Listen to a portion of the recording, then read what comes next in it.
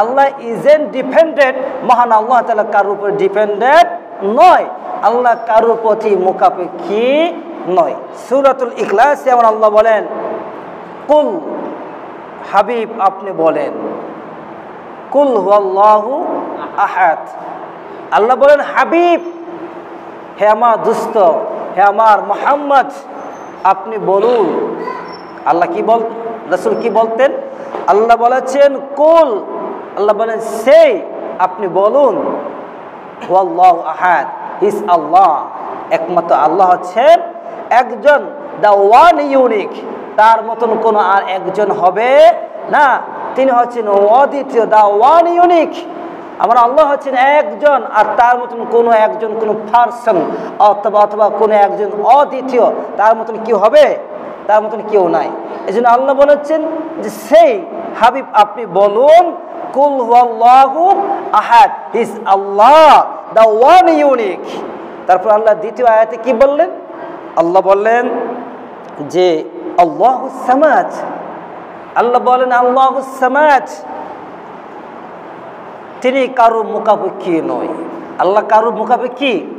আল্লাহ কারোর কাছে চাইতে হয় না। এজন্য আল্লাহুস সামাদ, আল্লাহ ইজেন্ট ডিপেন্ডেন্ট, অর্থাৎ আল্লাহ কারোর প্রতি ডিপেন্ডেন্ট নয়, অন এনি ওয়ান। আল্লাহ কোনো পারসন বলেন আর এনি ওয়ান কোন ব্যক্তি বলেন, যাই বলেন, আল্লাহ কারোর উপরে ডিপেন্ডেন্ট নন। এই জন্য আল্লাহ ইজেন্ট ডিপেন্ডেন্ট, মহান আল্লাহ তাআলা কারোর উপরে ডিপেন্ডেন্ট নয়, আল্লাহ কারোর প্রতি মুখাপেক্ষী নয়। প্রিয় হাজিরিন, তৃতীয় আয়াতে আল্লাহ কি বললেন?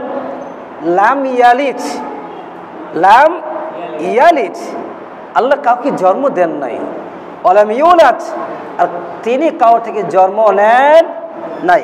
এই জন্য আল্লাহ বলেছেন যে হি হ্যাজন্ট begotten anyone, আল্লাহ কোনো ব্যক্তি থেকে অথবা কোনো পারসন থেকে, কারো থেকে আমার আল্লাহ তাআলা জন্ম নেন নেই।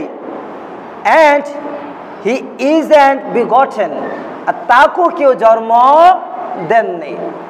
তাহলে আমরা 3 নম্বর আয়াত কি বুঝতে পারলাম? যে আল্লাহ ইয়ালিদ ওয়ালাম ইউলাদ, আল্লাহ কারোর থেকে জন্ম নেন নেই এবং তিনি তাকে কেউ জন্ম দেন নেই। আমরা সামাইটা বলছি।